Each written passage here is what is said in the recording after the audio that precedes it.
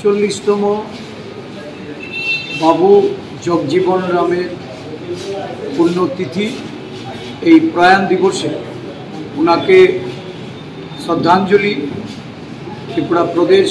তফসিলি জাতি কংগ্রেসের উদ্যোগে আজকে কংগ্রেস ভবনের প্রধান কার্যালয়ে এই কর্মসূচি অনুষ্ঠিত হচ্ছে। বাবু জগজীবন রাম ছিলেন ভারতবর্ষের প্রয়াত উপপ্রধানমন্ত্রী, একজন স্বাধীনতার সংগ্রামী, সামাজিক ন্যায়ের জন্য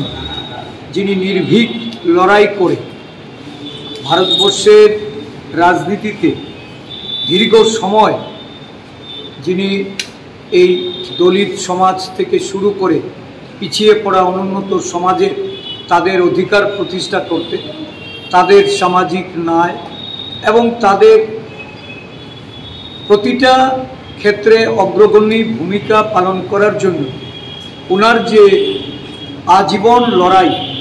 এই লড়াইকে আমরা আজকে স্মরণ করি। কারণ ভারতবর্ষের বুকে আজকে সারা দেশ জুড়ে দলিত সমাজ এই 11 বছর ধরে বিজেপির শাসনকালে তাদের উপর অন্যায় অবিচার, তাদের উপর অত্যাচার নিপীড়ন যেভাবে চলছে, যে স্বপ্ন নিয়ে ভারত গড়া বা ভারতবর্ষের ক্যাবিনেটে প্রায় সুদীর্ঘ সময় 30 বৎসর কাল যিনি মন্ত্রিত্বের দায়িত্ব পালন করে প্রতিরক্ষা থেকে শুরু করে ভারতবর্ষের গুরুত্বপূর্ণ মন্ত্রী রূপে যিনি এই ভারতবর্ষের আদিবাসী, দলিত, পশ্চাৎপদ এই পিছিয়ে পড়া সমাজকে এগিয়ে নিয়ে যাওয়ার জন্য যে স্বপ্ন উনি দেখেছেন, যে উন্নয়নের পথে দেশকে এগিয়ে নিয়েছিলেন, আজকে ভারতবর্ষের বুকে একটা অন্তরায় তৈরি করার জন্য এই দলিত সমাজকে অত্যাচার করে তাদের প্রতি বঞ্চনা করে এই বিজেপি সরকার সংরক্ষণ যেমন কালিমালিপ্ত করে চলেছে, সংরক্ষণ থেকে এই সংবিধান থেকে সংরক্ষণকে মুছে দেওয়ার একটা অপপ্রয়াস চালিয়ে যাচ্ছে। সাথে সাথে বাপুজির যে স্বপ্ন,